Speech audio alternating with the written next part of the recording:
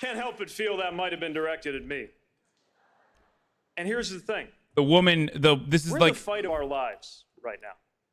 Donald Trump and his allies have made it abundantly clear that they will stop at nothing, not even foreign interference, to hold on to power. They have already put together more than $300 million. This is our chance. This is our only chance to defeat Donald Trump. And we shouldn't try to do it with one hand tied behind our back. The way we're going to win is to bring everybody to our side in this fight. If that means that you're a grad student digging deep to go online to PeteForAmerica.com and chip in $10, that's great. And if you can drop 1,000... This really frustrated me. So this is really disgusting. What he's doing here is really disgusting. One, this is the only opportunity he has in front of a large audience for free to plug small dollar donations so he can drive down his average number. So that's one. Just remember that he's doing this. Pete here is doing this exclusively so he can try to get some small dollar donations so he can drive down his average, okay? That's the exclusive purpose why he said, oh, you know, you can do a $10 donation. And secondly, after we pass through that, we go back to the real reason why he's trying to bring down his average donation number, because he's exclusively propped up by wealthy benefactors and billionaires and top lobbyists in Washington. He was one of the only candidates originally to say, before Biden entered the race, to say, yeah, I don't care, I'm going to do this, I'm still going to get money from top donors. So he's doing that. He's doing that to lower his average. But the other frustrating thing here is the fact that he is completely open to taking money from wealthy people, from corporations, millionaires, and PACs, right? And he's doing that just so he can justify it. He's about to say that it's cancel culture. Like, he's about to take something that people don't like a lot of voters don't like cancel culture and purity testing. These is something that the average American is not interested in. I know, leftist audience, don't be shocked, but this is the reality outside of our little bubble. Americans hate cancel culture and they hate purity testing, okay? So he's about to tie getting money from billionaires and corporations and the wealthy to purity testing. So something that is deeply unpopular with Americans. Americans do resent wealthy people buying out our elections and things of that nature. To purity testing. Watch. $1,000 without blinking, that's great too. We need everybody's help in this fight. I'm not going to turn away anyone who wants to help us defeat Donald Trump. We need Democrats who've been with us all along, yes, but we also need independents worried about the direction of the country. If you were a Republican, disgusted with what's going on. And he's tying this back to like an overall unity. Okay? He's tying this back to like overall unity, when in fact the only thing he's doing here is basically saying, I'm going to get money from big donors, and that's because I want to defeat Donald Trump and I don't care. And it's really good for all of the like pragmatic professional managerial class, like the wonks in DC that respond to this very positively, because that's the world that they're in. So what he's doing, and because he's very effective rhetorically, what he's doing is like merging those two worlds basically and mashing them together and trying to defend. And that's why when I heard this, I was incredibly frustrated. I was incredibly frustrated when I heard this the first time. Let's see what goes on after this. Party. We're not going to agree on everything, but we need you in this fight, and I will welcome you to our side. Thank you, Mr. Mayor. Senator Warren, 45 seconds to respond.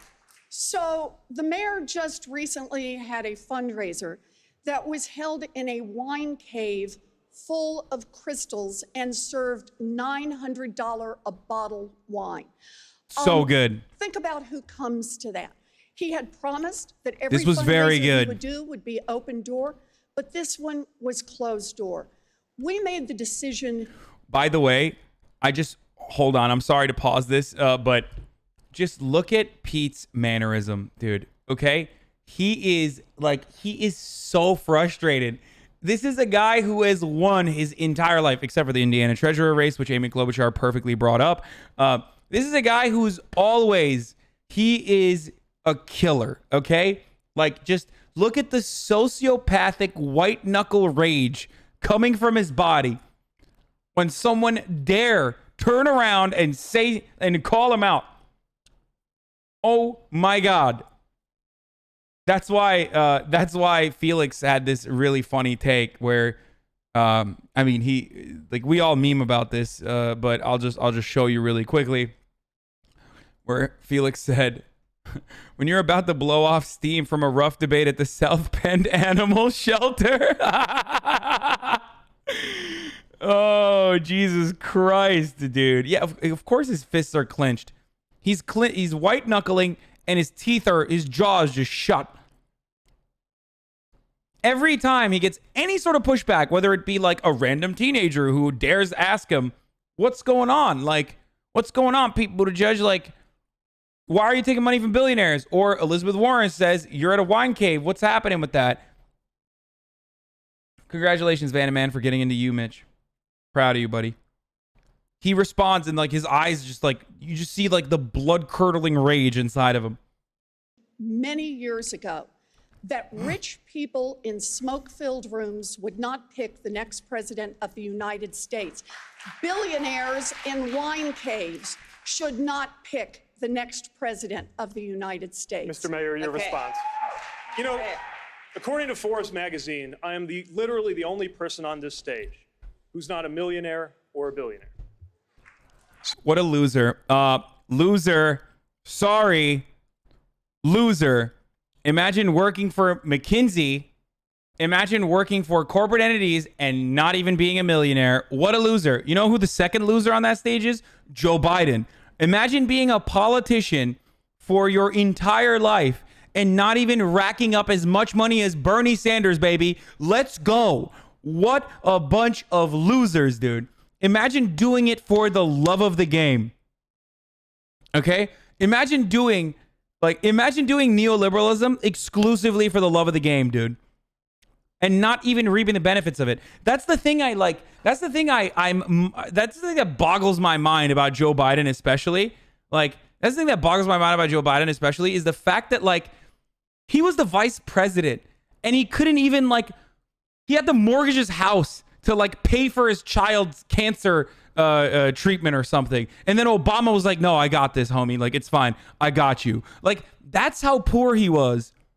And he was still advocating for the most insane, like, random neoliberal policies. He's still talking about cutting Social Security and Medicare. Like, it's crazy. How do you do this? Anyway, Bernie's balling. Pete's a broke bitch. Sorry, Pete. Let's keep going. So if this is important, this is the problem with issuing. Sorry, broke boy. No. Okay, all jokes aside, because I know a lot of people like to like take me out of context or whatever. I'm obviously joking. It doesn't matter how much money someone has unless they're like literally a billionaire, in which case they're like they have like groundbreaking, earth-shaking amounts of money. So that's a little different. But like what matters is whose interest that you hold and whose interest that you want to advocate for. And Pete has time and time again shown that he is just all fluff and no substance in the way that he talks. He's very eloquent. He's great. He's a great speaker, but it's all shallow and it's all empty promises. Well, not even empty promises. It's just like there's not really a lot of promises, and it's exclusively because he just wants the centrist neoliberal establishment Democrats backing so that he can so that he can just go up and become president. So, anyway, let's keep going. Doing purity tests you cannot yourself pass.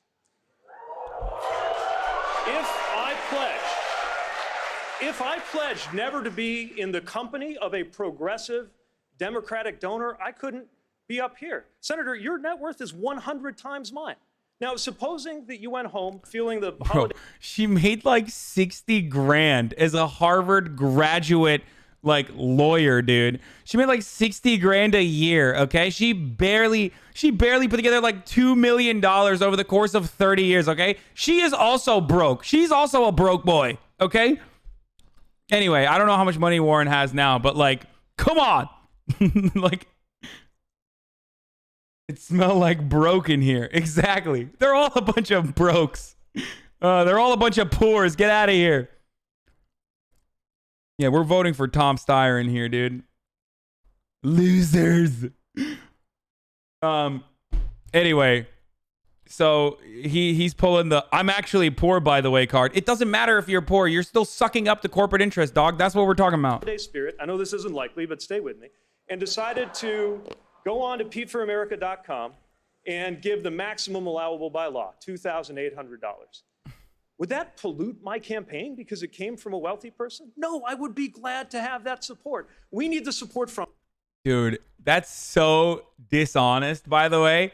Like, maxing out the Bernie Sanders is not going to pollute his campaign. Maxing out the Pete is not going to pollute his campaign.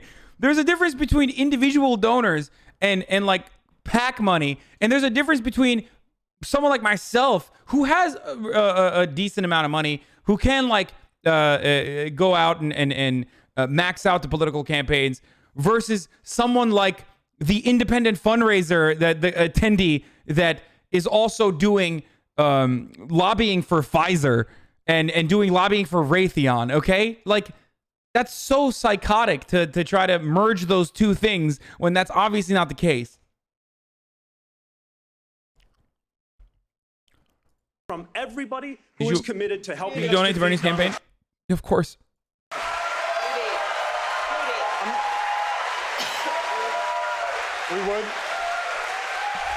We would like to bring in everyone, but obviously, Senator Warren, I'd like to give you a chance to respond.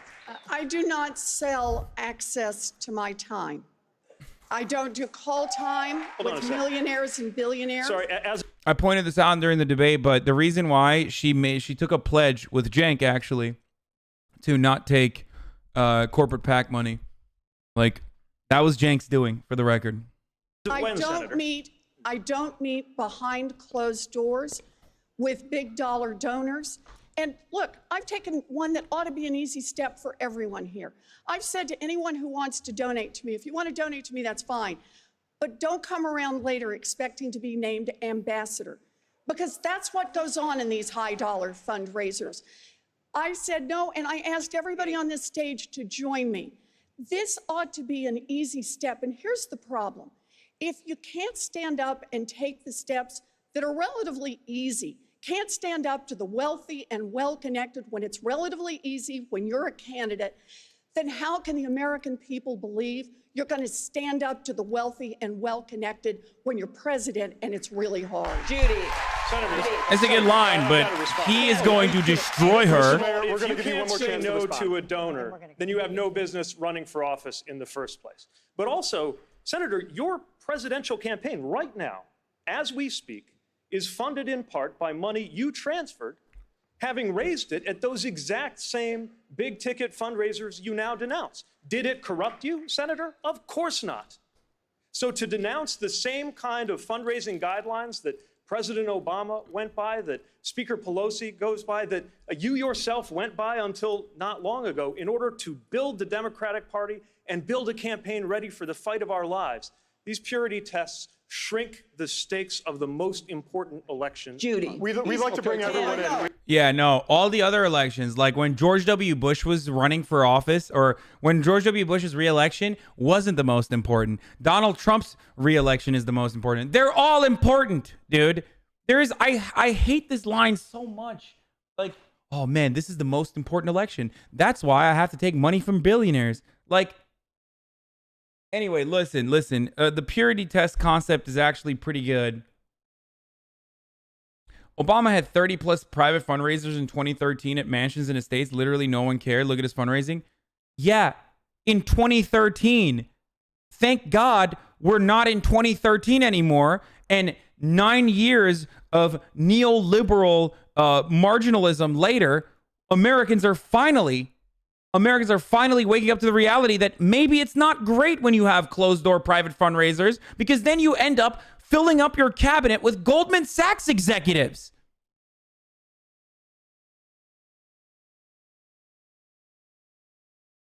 All right, did I say 9? 6. Okay, whatever. God damn it. was such a good line too. I just messed it up. In my mind, this is why I hate Andrew Yang, because I was just not good at math. Not good at math. Anyway, like I said, it's really silly to bring that up because, yes, if Obama was running right now, pretty sure he would be running in a similar fashion to Pete Buttigieg, now that it's like super mask off at this point, what he's representing. And he would get a lot of flag. He would get a lot of criticism. Anyway, it was a good retaliation back to Elizabeth Warren. Elizabeth Warren has held like closed door meetings, and she has raised money from she has raised money from, I believe, Raytheon as well. Like, she's Massachusetts, so she's definitely gotten defense contractor money. I'll just tell you that much. And I think that's part of the reason why she's also like more focused on the energy side of the military rather than the imperialism side of the military. Now, the real reason, like, aside from her vision of change, which I, of course, disagree with, I think Bernie Sanders' vision of change is much better and actually pragmatic, rather than I'm going to have the best legislation that everyone's going to everyone's just going to have no other option but to vote for. But I think that's her biggest weakness, or not her biggest weakness, but her most dangerous opinions are those that justify American imperialism. We need a president, like, fighting against the military industrial complex is going to be almost impossible, okay? But we absolutely need a president who is going to be dedicated to fight against that.